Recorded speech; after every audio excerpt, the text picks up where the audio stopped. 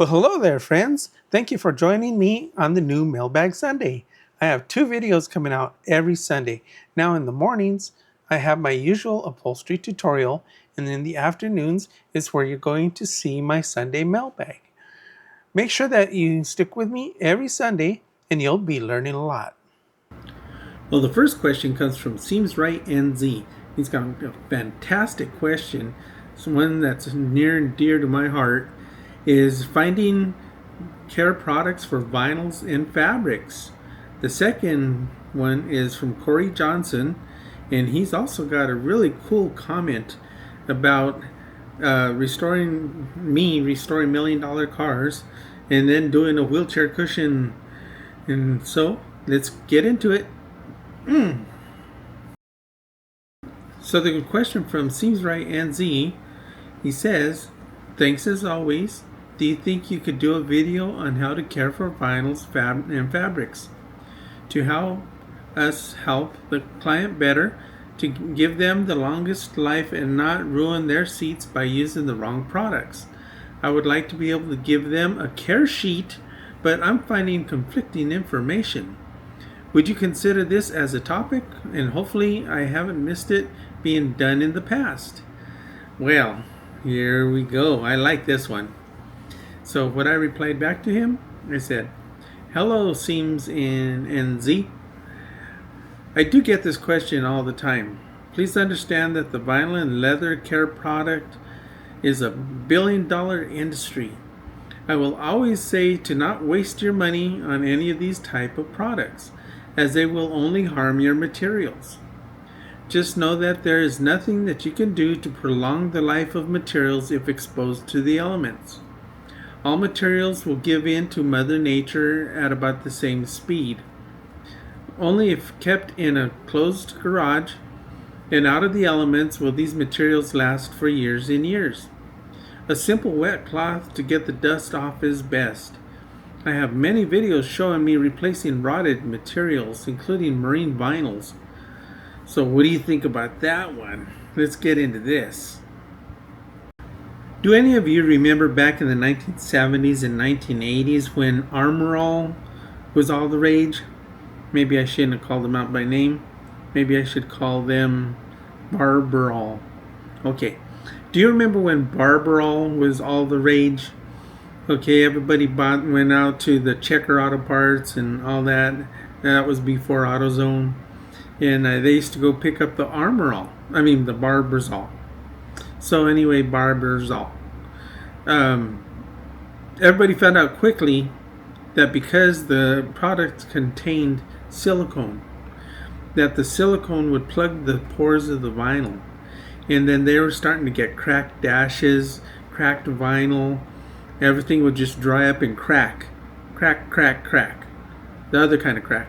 Not the kind of crack you're thinking about. And times changed, doesn't it? Anyway, the worst thing you could do is put some kind of a product over your material that you love and you cherish and you want to last forever. You know, I'm just telling you, if you buy anything, it's funny, you go into an auto parts store and you don't just see 1 or 2 products for this. You'll see like 50 different varieties of products to help take care of your materials, your vinyls and your rubber and all of that, or to recondition a lot of different things. But you know what? It's all a scam. And you know, in the back of your mind, in the back of your heart, you know that it's a scam. They're just taking your money, okay? Because it doesn't do anything for you. It looks good for how many days? 3 days? And then they want you to reapply it again. And so that way you can kill it faster, right? Planned obsolescence, I don't know what it is. Or it's just, money grabbing, I guess. So here we are with 50 different products to choose from. And each one is starting at like $15 or something, right? In 2026 prices. Maybe you're watching this 10 years from now. But anyway, stay away from them. Okay, they're just a total waste of money. And it's a huge myth that they're going to do anything for you. You got all these famous brands, and not only does the famous brand have like one or two, now they have like specific cleaners. Cleaners for tires, cleaners for vinyl, cleaners for da da da, cleaners for da da da. Okay, so it's not just one or two anymore. They branched off, and they made like so many different variations for so many different things and parts for your cars. So it's all about the money. And I'm telling you, and it's just as simple as a damp rag. Just wipe off your materials and get the dust off of there, because really it's the dust also that kills your materials.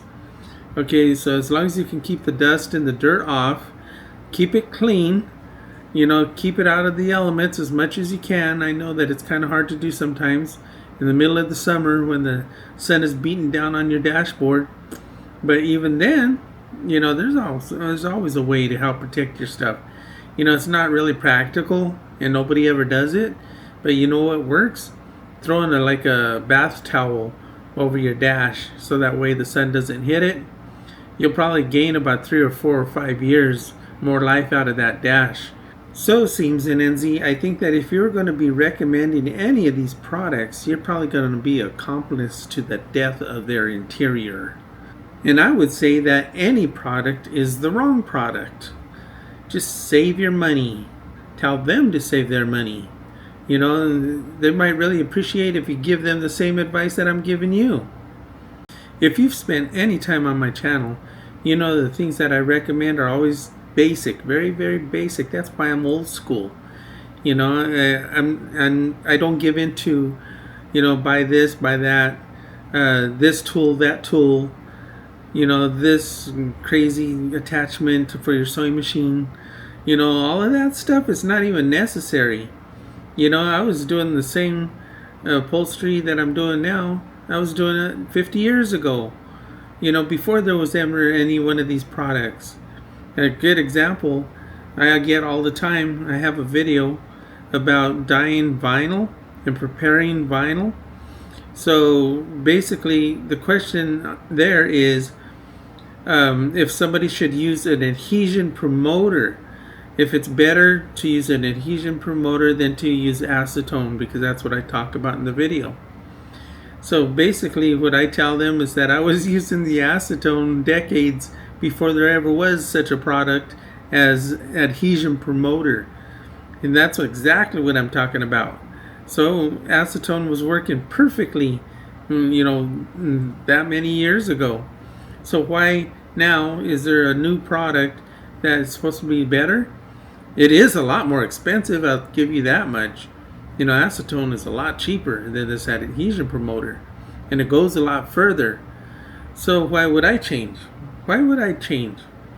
Why would I use something that's new that, actually, if you put the acetone over the adhesion promoter, it wipes away the adhesion promoter, and you just wasted your money and your time for nothing, because the acetone is so harsh. But that's just an example of what I'm talking about. So any kind of a product that you're going to be putting on your vinyl or your leather is a death sentence. I promise you. If you find value in my upholstery tutorials, now is an easier way to contribute to my YouTube channel. Buy a coffee by scanning this QR code now. Thank you. And the next comment comes from Cory Johnson, where he says, from restoring $1 million cars to doing a wheelchair cushion. Love it. Always a ton of great information. Well, thanks, Cory. I really appreciate that. Well, what I wrote back to him was, hello, Cory. It really is rewarding to see how these techniques apply to everything from classic cars to everyday essentials. Yes, it doesn't matter the project, it's all money. Pro tip, small, fast jobs pay much more than a full restoration of a car that can take several weeks. Ha! And that's true. That's 100% true. So now let's get into this comment. So I tell people all the time, and you hear me talk about this all the time, is never turn down an upholstery job. Doesn't matter what it is. If it's dining chairs, if it's a motorcycle seat, if it's boat cushions, if it's an aircraft interior, if it's a car seat repair, I can go on and on and on and on. Never turn down anything. Don't be one of these guys that, where a customer comes in and says, well, can you do a convertible top for me? And you have to say, well, I don't know how to do it, but I can learn how on your car, right? So, that's the end of your career. So, anyway, let me get back to what I'm thinking about. Some people think that you can make so much money and it's so prideful to do a full interior on some show car, something like that. Okay, sure, you can charge a lot of money, but you marry the job. You're married to that thing for 4 or 5 weeks, and then if you decide to take in work between those jobs, now you just extended that job to 2 or 3 or 4 months, and that car's going to be sitting in your shop for 3 or 4 months. Okay, so what it seemed like it was going to be a lot of money for you, and also a lot of work. Okay, I'm telling you, do the quickie in and outs. Do the quickie in and out jobs. You charge a lot of money for the little jobs. Okay, a lot. Listen to me. Put this in your head. A lot of money for the little jobs. Okay, so now you're doing these jobs that take 4 or 5 hours to do. And you're making a lot more money. Okay, because those are so quick that they're in and out. You bring it in, get it done. Next one comes up, get it done. Bring in the next one, get it done. Okay, if you can get into that flow and into that groove, trust me, you're going to be so excited that you're saving money, because the trick is to make a lot more money than you're spending. Okay, that's how you get ahead in life. When you're young, you're thinking about, a new car, a new this and a new that watch, whatever, for the gals, a new handbag. You find out later on that that's just stuff, and the stuff doesn't do anything. These girls that get these counterfeit handbags, okay, they walk around like there's something, they just look like a poser, right? Because everybody knows that that's not the real thing. Trust me, that's what everybody's thinking. But you know what? They spend money and they spend money on stuff, and that's not how you get ahead in life. Everybody that is older, they've experienced life, not like the younger people. I'm sorry, I love you younger people, but I was one once. That's why I can speak from experience. But I'm telling you, to make more money, you have to spend less. In order to make more money, you have to price your jobs higher than what you think that they should be. And when you do that, and the customer agrees to your ridiculously high price, well, you just scored. Okay, so you do that over and over and over again, and you get really good at it. You get a really good reputation for your high quality work, and then people start recommending you, and then your 5 stars reviews start going up. Okay, it's something to watch. It really is. Hey, if you're stuck on a project or just want some one-on-one help, let's jump on a private consultation video call. We can look at what you're working on together, and we'll get it all sorted out and answer all of your questions. Just head over to my Buy Me a Coffee page with your contribution to lock in a time, and we'll talk. The link's down below. That's why when I see a comment like Cory Johnson's about the range of work that he's talking about, everything from a wheelchair cushion to $1 million cars. If you look at my website, rudolphsupholstery.com, and the link is down there, you'll really see 50 years of my work, and you'll see that I have everything there. I don't just specialize in something. I don't specialize in boats. I don't specialize in cars. I don't specialize in furniture. Because when you specialize in something, you're limiting yourself. You're limiting your income. You're limiting your knowledge. You're limiting your experiences, and you know what? You're holding yourself back. So, when the furniture guy tells the customer that calls that he can't do a convertible top for somebody, he just lost a few $1,000s on that phone call. That's ridiculous, and that's so disappointing. And I can't believe it, but that happens. It has to happen because nobody's doing convertible tops anymore. So don't leave money on the table. Never ever reject a job. Everybody gets their first job at some point.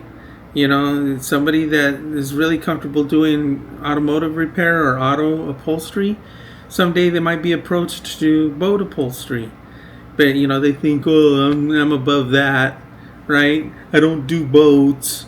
But he just lost $5 or $6 or $7,000 on a boat job, right? Because he's prideful, and he thinks, well, all I want to do is these show cars, then I don't know. I know this from experience.